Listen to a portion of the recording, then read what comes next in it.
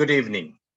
Now, easiest way to ask question is আমরা যদি বন্ধুদেরকে নাম ধরে ধরে একটা করে কোশ্চেন করি। ফর এক্সাম্পল, তোমার কাছে 5টা ফ্রেন্ড আছে।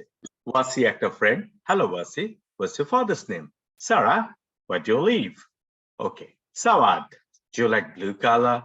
Manha, where is your father?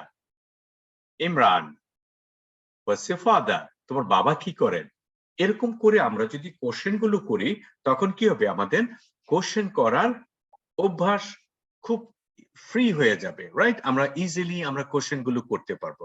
তাহলে আমরা আজকে থেকে কি করতে পারি, আমরা we can ask some sort of question, right?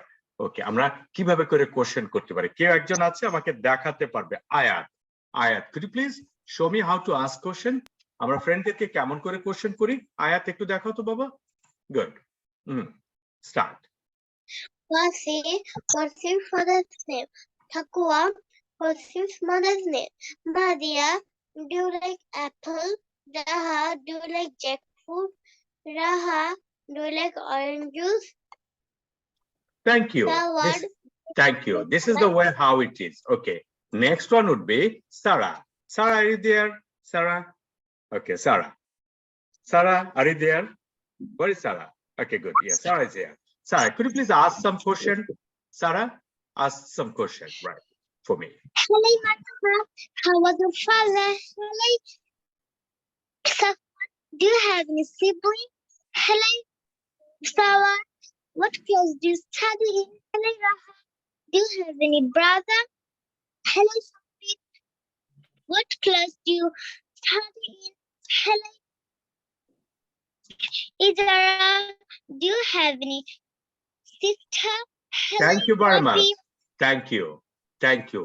Question করার সময় আমরা খেয়াল করব কোশ্চেনটা একটু দ্রুত করতে হবে, তারপরে একটা ইন্টোনেশন ফলো করতে হবে।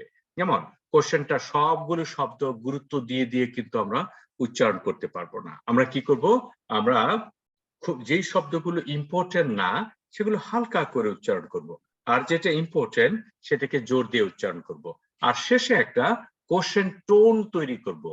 For example, Anaf, do you like mango?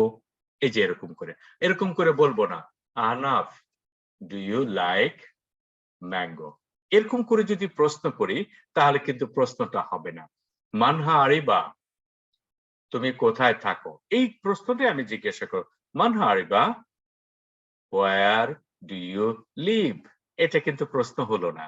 এটাকে করতে হবে এমন করে, Manha Ariba, Manha sorry Ariba, where do you live? Where do you leave?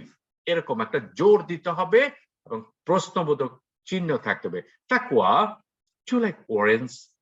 তাকওয়াকে জিজ্ঞাসা করছি, তাকওয়া, ডু ইউ লাইক অরেঞ্জ? আচ্ছা, আমরা কিন্তু Yes, না, ওকে, নামের কোশ্চেন গুলো, নামের উচ্চারণ গুলো কিন্তু আমরা ব্রিটিশ স্ট্যান্ডার্ড নিয়মে উচ্চারণ করব। ফর এক্সাম্পল, তাকওয়া, রাইট? তাকওয়া যে ত কিন্তু ইংরেজিতে নেই, তাহলে ওইটাকে ছ বলে, তাকওয়া, রাইট? এরকম করে আমরা প্রশ্নগুলো করব। এখন আমরা যদি বাসায় আমার বন্ধুদের একটা চার্ট তৈরি করি, আমার কয়টা বন্ধু আছে সব বন্ধুকে একটা করে কোশ্চেন করি, তাহলে কিন্তু আমার কোশ্চেন করার জড়তা যেটা আছে সেটা কেটে যাবে। যাবে না? যাবে? Yes or no? Yes or no? Yes.